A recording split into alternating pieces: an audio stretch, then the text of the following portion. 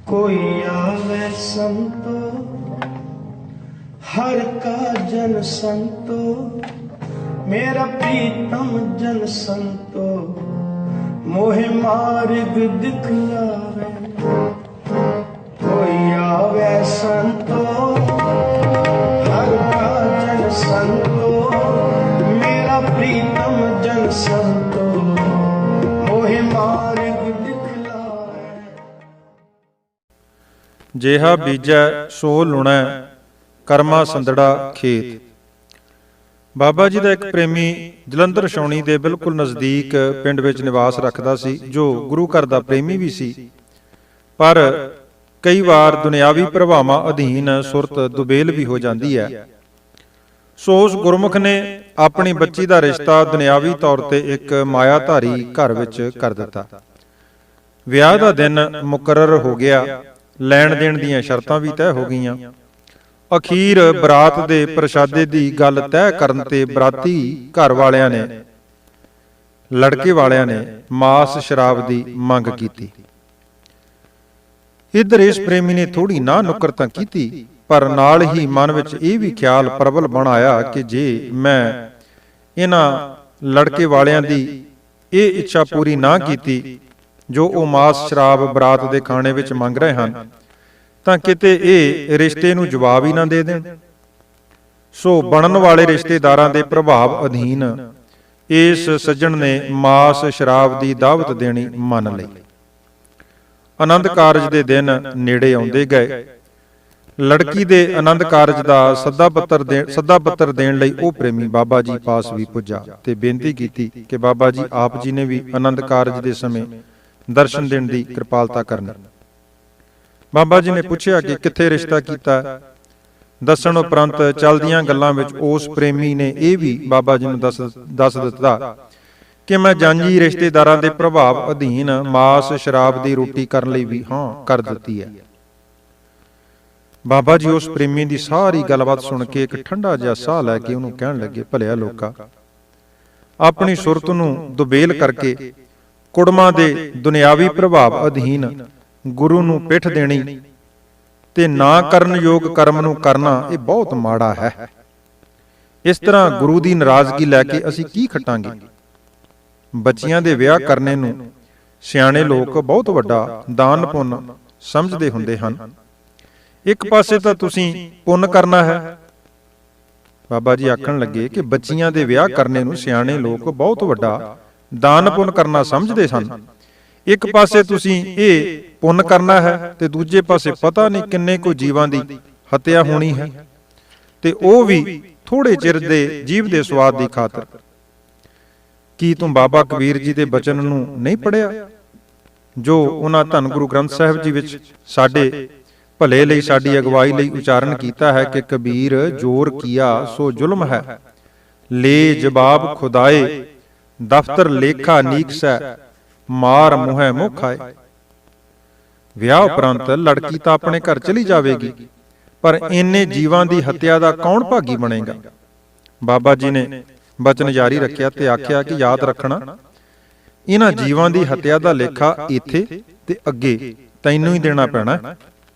ਜੇ ਤੁਹਾਡੀ ਬੀਬਾ ਦਾ ਦਾਣਾ ਪਾਣੀ ਉਸ ਘਰ ਵਿੱਚ ਹੈ ਤਾਂ ਅਵਸ਼ ਹੀ ਉਸ ਨੇ ਹੀ ਉਸ ਘਰ ਵਿੱਚ ਖਾਣਾ।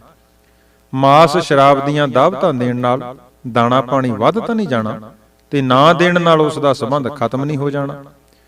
ਜੇ ਤੁਸੀਂ ਗੁਰਸਿੱਖ ਅੰਮ੍ਰਿਤ ਛਕ ਕੇ ਇਹੋ ਜਿਹੇ ਮਨਮੁਖਤਾਈ ਦੇ ਕਰਮ ਕਰਨ ਲੱਗ ਪਏ ਤਾਂ ਫਿਰ ਬਾਕੀ ਲੁਕਾਈ ਕਿਹੜੇ ਖੂਹ ਖਾਤੇ ਵਿੱਚ ਜਾਊ। ਗੁਰਸਿੱਖਾਂ ਨੂੰ ਤਾਂ ਆਪਣੇ ਅਸੂਲ ਦਾ ਤਿਆਗ ਨਹੀਂ ਕਰਨਾ ਚਾਹੀਦਾ।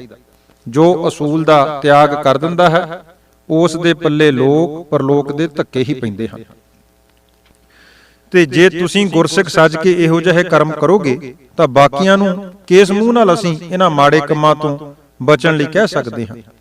ਕਹਿ ਉਹ ਹੀ ਸਕਦਾ ਹੈ ਜੋ ਆਪ ਅਮਲੀ ਜੀਵਨ ਦਾ ਧਾਰਨੀ ਹੈ। ਜੋ ਦਿਖਾਵੇ ਵਿੱਚ ਹੋਰ ਹੈ ਤੇ ਕਰਨੀ ਵਿੱਚ ਕੁਝ ਹੋਰ ਹੈ, ਉਹ ਗੁਰੂ ਦਰ ਪ੍ਰਵਾਨ ਨਹੀਂ। ਸੋ ਅਜੇ ਵੀ ਸਮਾਂ ਹੈ, ਵਿਚਾਰ ਕਰ ਲਓ, ਗੁਰੂ ਹੁਕਮ ਨੂੰ ਵਿਚਾਰੋ। ਜਿਨ ਮਨ ਹੋਰ ਮੁਖ ਹੋਰ ਸੇ ਕਾਂਢੇ ਕੱਚਿਆ। ਉਹ ਪ੍ਰੇਮੀ ਨਿੰਮੋ ਝੂਣਾ ਹੋਇਆ ਬਾਬਾ ਜੀ ਦੇ ਬਚਨ ਸੁਣੀ ਗਿਆ ਤੇ ਅੰਤ ਵਿੱਚ ਆਨੰਦ ਕਾਰਜ ਦੇ ਸਮੇਂ ਆਪ ਜੀ ਨੂੰ ਸ਼ਾਮਲ ਹੋਣ ਲਈ ਫਿਰ ਦੁਬਾਰਾ ਬੇਨਤੀ ਕੀਤੀ। ਬਾਬਾ ਜੀ ਨੇ ਉੱਤਰ ਦਿੱਤਾ ਕਿ ਇਹੋ ਜਿਹੇ ਆਨੰਦ ਕਾਰਜ ਦੇ ਸਮੇਂ ਜਿੱਥੇ ਜੀਵ ਦੇ ਸਵਾਦ ਦੀ ਖਾਤਰ ਜੀਵਾਂ ਦਾ ਘਾਣ ਕੀਤਾ ਜਾਣਾ ਹੈ, ਜਿੱਥੇ ਗੁਰੂ ਦੇ ਦੱਸੇ ਮਾਰਗ ਦਾ ਤਿਆਗ ਕਰਕੇ ਲੋਕਾਚਾਰੀ ਲਈ ਅਸੂਲ ਦਾ ਤਿਆਗ ਕੀਤਾ ਜਾਣਾ ਹੈ, ਸਾਡਾ ਸ਼ਾਮਲ ਹੋਣਾ ਮੁਸ਼ਕਲ ਹੈ, ਨਾਮੁਮਕਿਨ ਹੈ। ਥੋੜਾ ਚਿਰ ਬੈਠ ਕੇ ਉਹ ਪ੍ਰੇਮੀ ਆਪਣੇ ਨਗਰ ਚਲਾ ਗਿਆ। ਨਿਯਤ ਕੀਤੇ ਦਿਨ ਬਰਾਤ ਆਈ। ਇੱਕ ਪਾਸੇ ਸਤਿਗੁਰੂ ਸੱਚੇ ਪਾਤਸ਼ਾਹ ਜੀ ਦਾ ਪ੍ਰਕਾਸ਼ ਕਰਕੇ ਆਨੰਦ ਕਾਰਜ ਹੋ ਰਿਹਾ ਸੀ, ਦੂਸਰੇ ਪਾਸੇ ਥੋੜੀ ਦੂਰ ਹੀ ਸੋਗ ਵਿੱਚ ਗਰਸੇ ਹੋਏ ਮੈਂ ਕਰਦੇ ਛੇਲੇ ਕਿਸੇ ਦੀ ਜੀਭ ਦਾ ਸਵਾਦ ਪੂਰਾ ਕਰਨ ਲਈ ਆਪਣੇ ਅੰਤ ਦੀ ਉਡੀਕ ਕਰ ਰਹੇ ਸਨ। ਦੁਪਹਿਰ ਤੱਕ ਇਹ ਆਨੰਦ ਤੇ ਸ਼ੋਕ ਦਾ ਰਲਵਾਂ ਸਮਾਗਮ ਸਮਾਪਤ ਹੋਇਆ। ਬਰਾਤੀ ਖਾ ਪੀ ਕੇ ਡਿੱਗਦੇ ਢਹਿੰਦੇ ਆਪਣੇ ਘਰੀਂ ਪੁੱਜੇ। ਉਹਨਾਂ ਪਾਸੋਂ ਬਚਿਆ ਖੁਚਿਆ ਮਾਲ ਮਾਨੀਆਂ ਨੇ ਚਰੂੰਡ ਸੁੱਟਿਆ ਤੇ ਰਹਿੰਦੀ ਸ਼ਰਾਬ ਪੀ ਕੇ ਕੋਈ ਕਿਤੇ ਡਿੱਗਿਆ, ਕੋਈ ਕਿਤੇ। ਇੱਕ ਗੱਲੋਂ ਤਾਂ ਮੌਜ ਸੀ ਕਿ ਘਰ ਵਾਲਿਆਂ ਨੂੰ ਬਿਸਤਰਿਆਂ ਦੀ ਜਾਂ ਉਹਨਾਂ ਦਾ ਆਦਰ ਮਾਣ ਕਰਨ ਦੀ ਚਿੰਤਾ ਨਹੀਂ ਸੀ। ਉਹਨਾਂ ਦੇ ਆਦਰ ਮਾਣ ਕਰਨ ਲਈ ਕੋਈ ਹੋਰ ਹੀ ਸਨ ਜਿਨ੍ਹਾਂ ਦਾ ਨਾਂ ਲਿਖਣਾ ਯੋਗ ਨਹੀਂ। ਮੁੱਕਦੀ ਗੱਲ, ਲੜਕੀ ਆਪਣੇ ਘਰ ਚਲੇ ਗਈ ਤੇ ਸਰਦਾਰ ਜੀ ਤੀਜੇ ਦਿਨ ਕਿਸੇ ਕੰਮ ਜਲੰਧਰ ਛਾਉਣੀ ਗਏ ਤੇ ਸਕੂਟਰ ਦਾ ਐਕਸੀਡੈਂਟ ਹੋ ਗਿਆ, ਜਿਸ ਨਾਲ ਉਹਨਾਂ ਦਾ ਚੂੜਾ ਟੁੱਟ ਗਿਆ। ਉੱਥੋਂ ਸਰਦਾਰ ਜੀ ਨੂੰ ਦੁੱਖ ਨਾਲ ਚਿਲਲਾਉਂਦਿਆਂ ਤੇ ਨੂੰ ਕੁਝ ਜਾਣੂ ਸੱਜਣਾ ਨੇ ਕਾਰ ਵਿੱਚ ਪਾ ਕੇ ਹਸਪਤਾਲ ਪਹੁੰਚਾਇਆ। ਉਹਨਾਂ ਨੇ ਜਵਾਬ ਦੇ ਦਿੱਤਾ ਕਿ ਇਹ ਇੱਥੇ ਠੀਕ ਨਹੀਂ ਹੋ ਸਕਦੇ, ਇਹਨਾਂ ਦੇ ਚੂਲੇ ਦਾ ਆਪਰੇਸ਼ਨ ਕਰਕੇ ਸਟੀਲ ਦੀ ਰਾਡ ਪਾਉਣੀ ਪਵੇਗੀ, ਜਿਸ ਦਾ ਇੱਥੇ ਇੰਤਜ਼ਾਮ ਨਹੀਂ ਹੈ।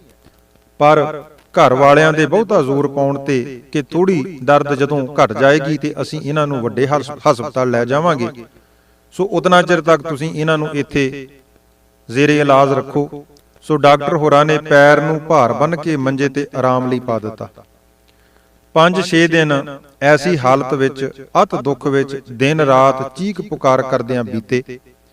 ਇਸ ਦੁੱਖ ਨੂੰ ਤਾਂ ਉਹ ਸੱਜਣ ਹੀ ਜਾਣਦੇ ਹਨ, ਪਰ ਜੋ ਖਬਰ ਸੁਰਤ ਲੈਣ ਜਾਂਦਾ ਸੀ, ਉਹਨਾਂ ਦੀਆਂ ਕੁਰਲਾਟਾਂ ਸੁਣ ਕੇ ਉਸ ਦਾ ਵੀ ਦਿਲ ਕੰਬਣ ਲੱਗ ਜਾਂਦਾ ਸੀ। ਡਾਕਟਰਾਂ ਦੇ ਵਾਰ-ਵਾਰ ਕਹਿਣ ਤੇ ਪਰਿਵਾਰ ਦੇ ਮੈਂਬਰ ਸਰਦਾਰ ਜੀ ਨੂੰ ਵੱਡੇ ਹਸਪਤਾਲ ਖੜਨ ਦੀ ਥਾਂ ਘਰ ਲੈ ਆਏ ਤੇ ਦੇਸੀ ਸਿਆਣੇ ਪਾਸੋਂ ਚੂਲਾ ਚੜਾਉਣ ਤੇ ਮਲ ਮਲਾਈ ਦਾ ਕੰਮ ਸ਼ੁਰੂ ਕਰ ਦਿੱਤਾ। ਤਕਰੀਬਨ 3 ਮਹੀਨੇ ਅਤ ਦੁੱਖ ਸਹਿਤ ਮੰਜੇ ਉੱਪਰ ਹੀ ਸਾਰੀ ਕਿਰਿਆ ਕਰਦੇ ਰਹੇ। ਪ੍ਰਾਏ ਅਧੀਨ ਹੋ ਕੇ ਦਿਨ ਕੱਟਣੇ ਪਏ। ਚੌਥੇ ਮਹੀਨੇ ਥੋੜਾ ਜਿਹਾ ਆਰਾਮ ਆਇਆ ਤੇ ਮੰਜੇ ਉੱਪਰ ਬੈਠਣ ਲੱਗ ਪਏ। ਇਸ ਔਖੇ ਸਮੇਂ ਵਿੱਚ ਉਹਨਾਂ ਪਾਸ ਜੋ ਵੀ ਬਿਮਾਰ ਪੋਸ਼ੀ ਵਾਸਤੇ ਜਾਂਦਾ, ਉਸ ਨੂੰ ਇਹ ਆਪ ਹੀ ਆ ਮੁਹਾਰੇ ਕਹਿਣ ਕਿ ਮੈਨੂੰ ਤਾਂ ਬੇਜ਼ੁਬਾਨਾਂ ਦੀ ਹੱਤਿਆ ਲੈ ਬੈਠੀ ਹੈ। ਮੈਂ ਨਵੇਂ ਬਣਨ ਵਾਲੇ ਕੁੜਮਾਂ ਦੀ ਖੁਸ਼ੀ ਲੈਣ ਲਈ ਇਹ ਜੀਵ ਹੱਤਿਆ ਕਰਵਾਈ, ਜਿਸ ਦਾ ਫਲ ਮੈਨੂੰ ਇਸ ਦੁੱਖ ਰਾਹੀਂ ਭੋਗਣਾ ਪੈ ਰਿਹਾ ਹੈ। ਪਹਿਲੇ ਇਹਨਾਂ ਦਿਨਾਂ ਵਿੱਚ ਜਦੋਂ ਜ਼ਿਆਦਾ ਤਕਲੀਫ ਸੀ, ਸਰਦਾਰ ਜੀ ਨੇ ਬਾਬਾ ਜੀ ਨੂੰ ਬੇਨਤੀ ਭੇਜੀ ਕਿ ਕਿਰਪਾ ਕਰਕੇ ਮੈਨੂੰ ਦਰਸ਼ਨ ਜ਼ਰੂਰ ਦੇਵੋ। ਮੈਂ ਆਪ ਜੀ ਦਾ ਭਾਵੇਂ ਬਚਨ ਨਹੀਂ ਮੰਨਿਆ, ਪਰ ਹੈ ਮੈਂ ਆਪ ਜੀ ਦਾ ਸੇਵਕ। ਸੋ ਜਿਵੇਂ ਕਿ ਮਹਾਂਪੁਰਖਾਂ ਦਾ ਸੁਭਾਅ ਦਿਆਲੂ ਹੁੰਦਾ ਹੈ, ਆਪ ਜੀ ਇਹਨਾਂ ਸੱਜਣਾ ਦੀ ਖਬਰ ਲੈਣ ਲਈ ਚੱਲ ਪਏ। ਇੱਥੇ ਸਤਿਕਾਰਯੋਗ ਬਾਬਾ ਸੇਵਾ ਸਿੰਘ ਜੀ ਲਿਖਦੇ ਨੇ ਕਿ ਉਹਨਾਂ ਨੇ ਦਾਸ ਨੂੰ ਵੀ ਨਾਲ ਲੈ ਲਿਆ, ਕਾਰ ਵਿੱਚ ਬਿਠਾ ਲਿਆ। ਬਾਬਾ ਜੀ ਦੇ ਜਾਣ ਤੇ ਉਹ ਪ੍ਰੇਮੀ ਜ਼ਾਰੋ-ਜ਼ਾਰ ਰੋ ਕੇ ਮੁਆਫੀਆਂ ਮੰਗਣ ਲੱਗਾ ਕਿ ਮੈਥੋਂ ਬਹੁਤ ਵੱਡੀ ਭੁੱਲ ਹੋਈ ਹੈ। ਮੈਂ ਬਣਨ ਵਾਲੇ ਕੁੜਮਾਂ ਦੇ ਪ੍ਰਭਾਵ ਹੇਠ ਆ ਕੇ ਗੁਰਮਤ ਦੇ ਅਸੂਲ ਦਾ ਤਿਆਗ ਕੀਤਾ ਹੈ। ਤੁਸੀਂ ਕਿਰਪਾ ਕਰਕੇ ਮੈਨੂੰ ਹੁਣ ਬਖਸ਼ਾ ਦਿਓ। ਬਾਬਾ ਜੀ ਉਸ ਦੀ ਬੇਨਤੀ ਸੁਣ ਕੇ ਕਹਿਣ ਲੱਗੇ, ਸਰਦਾਰ ਜੀ, ਇਹ ਤੁਹਾਨੂੰ ਭੁਲੇਖਾ ਹੈ। ਬਖਸ਼ਣ ਵਾਲਾ ਤਾਂ ਉਹ ਗੁਰੂ ਮਾਲਕ ਹੈ। ਕੋਈ ਬੰਦਾ ਕਿਸੇ ਦੇ ਪਾਪ ਕਰਮਾਂ ਨੂੰ ਬਖਸ਼ ਨਹੀਂ ਸਕਦਾ। ਸੋ ਉਸੇ ਮਾਲਕ ਅੱਗੇ ਆਪਣੀ ਗਲਤੀ ਮੰਨ ਕੇ ਖਿਮਾ ਮੰਗੋ। ਅਸੀਂ ਤਾਂ ਤੁਹਾਨੂੰ ਉਦੋਂ ਹੀ ਬੇਨਤੀ ਕਰ ਦਿੱਤੀ ਸੀ, ਪਰ ਤੁਸੀਂ ਮੰਨੀ ਨਹੀਂ। ਜਿਨ੍ਹਾਂ ਦੀ ਖਾਤਰ ਤੁਸੀਂ ਇੰਨਾ ਪਾਪ ਕੀਤਾ, ਕੀ ਉਹ ਤੁਹਾਡੇ ਦੁੱਖ ਵਿੱਚ ਭਾਈਵਾਲ ਬਣ ਕੇ ਹੁਣ ਤੁਹਾਡਾ ਦੁੱਖ ਵੰਡਾ ਰਹੇ ਨੇ? ਉਹ ਤਾਂ ਖਾ ਪੀ ਕੇ ਆਪੋ ਆਪਣੀ ਘਰੀ ਚਲੇ ਗਏ। ਕੀਤੇ ਪਾਪ ਕਰਮ ਦਾ ਫਲ ਤੁਹਾਨੂੰ ਭੁਗਤਣਾ ਪੈ ਰਿਹਾ ਹੈ। ਉਹ ਇੱਕ ਦੋ ਵਾਰੀ ਤੁਹਾਡੀ ਖਬਰ ਸੁਰਤ ਲੈ ਗਏ ਹੋਣਗੇ। ਇੱਥੇ ਹੀ ਬਸ ਨਹੀਂ, ਅਜੇ ਇਹ ਕੀਤੇ ਹੋਏ ਪਾਪ ਕਰਮ ਦਾ ਥੋੜਾ ਭੁਗਤਾਨ ਹੋਇਆ ਹੈ, ਬਕਾਇਆ ਤਾਂ ਅਜੇ ਸਿਰ ਤੇ ਖੜਾ ਹੈ। ਕਿਉਂਕਿ ਕੁਦਰਤ ਦਾ ਨਿਯਮ ਹੈ, ਐ ਕਰ ਕਰੇ ਸੋ ਐ ਕਰ ਪਾਏ, ਕੋਈ ਨਾ ਪਕੜੀਐ ਕਿਸੈ ਥਾਏ। ਜੋ ਕਰਮ ਤੁਸੀਂ ਕੀਤੇ ਜਾਂ ਕਰਵਾਏ ਹਨ, ਉਹਨਾਂ ਦਾ ਫਲ ਤਾਂ ਤੁਹਾਨੂੰ ਹੀ ਭੁਗਤਣਾ ਪੈਣਾ ਹੈ। ਤੁਹਾਡੇ ਕਰਮਾਂ ਦਾ ਫਲ ਕਿਸੇ ਹੋਰ ਨੇ ਨਹੀਂ ਭੁਗਤਣਾ। ਹੁਣ ਹਾਏ ਹਾਏ ਕਰਨ ਦੀ ਥਾਂ ਪਛਤਾਵਾ ਕਰਕੇ ਉਸ ਮਾਲਕ ਪਾਸ ਫਰਿਆਦੀ ਹੋਵੋ। ਉਹ ਬੜਾ ਦਿਆਲੂ, ਬੜਾ ਕਿਰਪਾਲੂ ਹੈ। ਉਸ ਦੀ ਬਖਸ਼ਿਸ਼ ਦੀ ਨਿਗਾਹ ਅੱਗੇ ਇਹ ਕਰਮ ਹੜ੍ਹ ਦੇ ਅੱਗੇ ਤਿਨਕੇ ਵਾਂਗ ਰੁੜ ਜਾਂਦੇ ਹਨ। ਜਿਵੇਂ ਭਾਈ ਵੀਰ ਸਿੰਘ ਹੋਰਾਂ ਨੇ ਲਿਖਿਆ ਹੈ ਨਾ ਕਿ ਬਖਸ਼ਣ ਵਾਲਾ ਮਿੱਤੋਂ ਬਾਹਰ, ਅਸੀਂ ਮਿੱਤ ਵਿੱਚ ਭਾਈ। ਮਿੱਤ ਵਾਲੇ ਦੇ ਕਰਮ ਅਮਿੱਤੇ ਕਦੇ ਨਹੀਂ ਹੋ ਸਕਦੇ। ਬਖਸ਼ ਅਮਿੱਤੇ ਦੀ ਜਿੱਤ ਪਾਉ, ਮਿੱਤ ਦੇ ਕਰਮ ਉਡਾਈ। ਬੀਤ ਚੁੱਕਾ ਸਮਾਂ ਤਾਂ ਹੁਣ ਹੱਥ ਨਹੀਂ ਆਉਣਾ। ਹੁਣ ਜੋ ਸਮਾਂ ਸਾਡੇ ਪਾਸ ਹੈ, ਇਸ ਸਮੇਂ ਵਿੱਚ ਪਿਛਲੇ ਕੀਤੇ ਪਾਪ ਕਰਮਾਂ ਦਾ ਪਛਤਾਵਾ ਕਰਕੇ ਅਮਿੱਤੇ ਸਤਿਗੁਰੂ ਦੀ ਬਖਸ਼ਿਸ਼ ਪ੍ਰਾਪਤ ਕਰਨ ਦਾ ਯਤਨ ਕਰੋ। ਅਗਲੇਰੇ ਆਉਣ ਵਾਲੇ ਸਮੇਂ ਵਿੱਚ ਗੁਰੂ ਸਿੱਖਿਆ ਅਧੀਨ ਮਾੜੇ ਕਰਮ ਕਰਨ ਤੋਂ ਸਦਾ ਸੁਚੇਤ ਰਹੋ। ਤਕਰੀਬਨ 1 ਸਾਲ ਦਾ ਸਮਾਂ ਮੰਜੇ ਤੇ ਪੈ ਕੇ ਦੁੱਖ ਭੋਗਣ ਉਪਰੰਤ ਵੀ ਅਜੇ ਉਹ ਇੱਕ ਲੱਤ ਦੇ ਭਾਰ ਲੰਘਾ ਕੇ ਤੁਰਦੇ ਹਨ ਤੇ ਹੁਣ ਹੋਰ ਕਈਆਂ ਨੂੰ ਅਜਿਹੇ ਮਾੜੇ ਕਰਮਾਂ ਤੋਂ ਬਚਣ ਲਈ ਆਪਣੀ ਹੱਡ ਬੀਤੀ ਦੱਸ ਕੇ ਸਿੱਖਿਆ ਦਿੰਦੇ ਹਨ। ਸੋ ਆਪਾਂ ਨੂੰ ਵੀ ਸਦਾ ਸੁਚੇਤ ਰਹਿਣਾ ਚਾਹੀਦਾ ਹੈ ਕਿ ਸੰਸਾਰ ਵਿੱਚ ਜੀਵਨ ਯਾਤਰਾ 'ਚ ਵਿਚਰਦੇ ਕਈ ਐਸੇ ਸਮੇਂ ਆ ਜਾਂਦੇ ਨੇ ਜਦੋਂ ਅਸੀਂ ਆਪਣੀ ਸੁਰਤ ਨੂੰ ਗੁਰਬਾਣੀ ਦੀ ਅਗਵਾਈ ਤੋਂ ਅਵੇਸਲੇ ਕਰਕੇ ਕਈ ਇੱਕ ਐਸੇ ਪਾਪ ਕਰਮ ਕਰ ਬੈਠਦੇ ਹਾਂ ਜਿਨ੍ਹਾਂ ਦੇ ਕਰਨ ਨਾਲ ਲੋਕ ਵਿੱਚ ਦੁੱਖ ਤੇ ਪਰਲੋਕ ਵਿੱਚ ਵੀ ਪਾਪ ਦੇ ਭਾਗੀ ਬਣ ਕੇ ਮਾਲਕ ਤੋਂ ਅਸੀਂ ਸਦਾ ਲਈ ਦੂਰ ਹੋ ਕੇ ਝੂਰਦੇ ਹਾਂ। ਸੋ ਐਸਾ ਕਰਮ ਕਰਨ ਤੋਂ ਸਤਿਗੁਰਾਂ ਨੇ ਸਾਨੂੰ ਸਾਵਧਾਨ ਕੀਤਾ ਹੈ ਕਿ ਹੇ ਮਨ, ਐਸਾ ਕੰਮ ਮੂਲੇ ਨਾ ਕੀਚੈ, ਜਿਤ ਅੰਤ ਪਛੋਤਾਈਐ। ਇਹੋ ਜਿਹਾ ਕਰਮ ਕਦੇ ਨਹੀਂ ਕਰਨਾ ਚਾਹੀਦਾ ਜਿਸ ਦੇ ਕਰਨ ਨਾਲ ਅੰਤ ਨੂੰ ਪਛਤਾਵਾ ਹੀ ਪੱਲੇ ਪਵੇ, ਕਿਉਂਕਿ ਜਿਹੋ ਜਿਹੇ ਕੋਈ ਕਰਮ ਕਰਦਾ ਹੈ ਉਸ ਦਾ ਫਲ ਉਸ ਨੂੰ ਇੱਥੇ ਤੇ ਅੱਗੇ ਅਵੱਛ ਭੁਗਤਣਾ ਪੈਂਦਾ ਹੈ। ਸਤਿਗੁਰੂ ਨਾਨਕ ਦੇਵ ਪਾਤਸ਼ਾਹ ਜੀ ਆਸਾ ਦੀ ਵਾਰ ਵਿੱਚ ਹੁਕਮ ਕਰਦੇ ਨੇ ਕਿ ਮੰਦਾ ਚੰਗਾ ਆਪਣਾ ਆਪੇ ਹੀ ਕੀਤਾ ਪਾਵਣਾ। ਹੁਕਮ ਕੀਏ ਮਨ ਭਾਵਦੇ, ਰਾਹ ਭੀੜੈ ਅੱਗੇ ਜਾਵਣਾ। ਤਥਾ ਫਲ ਤੇ ਵੇਹੋ ਪਾਈਐ, ਜੇ ਵੇਹੀ ਕਾਰ ਕਮਾਈਐ। ਅਤੇ ਕੀਤਾ ਆਪੋ ਆਪਣਾ, ਆਪੇ ਹੀ ਲੇਖਾ ਸੰਢੀਐ। ਭਾਵ ਆਪਣਾ ਲੇਖਾ ਆਪ ਹੀ ਭਰਨਾ ਪੈਂਦਾ ਹੈ। ਇਸ ਸਰੀਰ ਨਾਲ ਮਨੁੱਖ ਜਿਹੋ ਜਿਹਾ ਕੋਈ ਚੰਗਾ ਜਾਂ ਮਾੜਾ ਕਰਮ ਕਰਦਾ ਹੈ ਉਸ ਦਾ ਫਲ ਅਵੱਸ਼ ਉਸ ਨੂੰ ਭੁਗਤਣਾ ਪੈਂਦਾ ਹੈ। ਜਿਵੇਂ ਧਰਤੀ ਵਿੱਚ ਕਿਸਾਨ ਜਿਹੋ ਜਿਹਾ ਬੀਜ ਬੀਜਦਾ ਹੈ ਉਸ ਨੂੰ ਉਸੇ ਫਲ ਦੀ ਹੀ ਪ੍ਰਾਪਤੀ ਹੁੰਦੀ ਹੈ। ਇਹ ਬਹੁਤ ਵੱਡਾ ਭੁਲੇਖਾ ਹੈ ਕਿ ਮਨੁੱਖ ਕਰਮ ਕੋਈ ਹੋਰ ਕਰੇ ਤੇ ਆਸ ਕਿਸੇ ਹੋਰ ਫਲ ਦੀ ਰੱਖੇ। ਇਸੇ ਲਈ ਗੁਰਬਾਣੀ ਵਿੱਚ ਬਾਬਾ ਫਰੀਦ ਜੀ ਨੇ ਬੜੀ ਸੁੰਦਰ ਉਦਾਹਰਣ ਦੇ ਕੇ ਸਾਨੂੰ ਮਾੜੇ ਕਰਮ ਕਰਨ ਤੋਂ ਸੁਚੇਤ ਕੀਤਾ ਹੈ ਕਿ ਫਰੀਦਾ, ਲੋੜੈ ਦਾਖ ਬਿਜੌਰੀਆਂ, ਕਿੱਕਰ ਬੀਜੈ ਜੱਟ, ਹੰਡੈ ਉਨ ਕਤਾਏ ਦਾ ਪੈਦਾ ਲੋੜੈ ਪੱਟ। ਬਾਬਾ ਫਰੀਦ ਜੀ ਫਰਮਾਨ ਕਰਦੇ ਨੇ ਕਿ ਕੋਈ ਮਨੁੱਖ ਖੇਤ ਵਿੱਚ ਕਿੱਕਰਾਂ ਦੇ ਬੀਜ ਬੀਜੇ ਤੇ ਉਹਨਾਂ ਦੇ ਬੀਜਾਂ ਤੋਂ ਬਣੇ ਕਿੱਕਰ ਦੇ ਦਰਖਤਾਂ ਤੋਂ ਆਸ ਇਹ ਕਰੇ ਕਿ ਮੈਨੂੰ ਬਜੌਰ ਦੇਸ਼ ਦੇ ਸੋਹਣੇ ਮਿੱਠੇ ਅੰਗੂਰ ਪ੍ਰਾਪਤ ਹੋਣ, ਇਹ ਕਦੇ ਨਹੀਂ ਹੋ ਸਕਦਾ।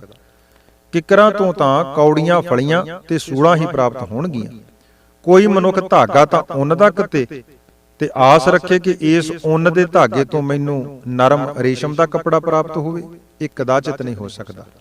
ਉਸ ਧਾਗੇ ਤੋਂ ਤਾਂ ਖੁਰਦਰਾ ਕੰਬਲ ਹੀ ਬਣੇਗਾ। ਇੱਥੇ ਤਾਂ ਭਾਈ ਗੁਰਦਾਸ ਜੀ ਦੇ ਕਥਨ ਅਨੁਸਾਰ ਕਿ ਜੇਹਾ ਬੀਜੈ ਸੋ ਲੁਣੈ, ਜੇਹਾ ਬੀਓ ਤੇਹਾ ਫਲ ਪਾਈ।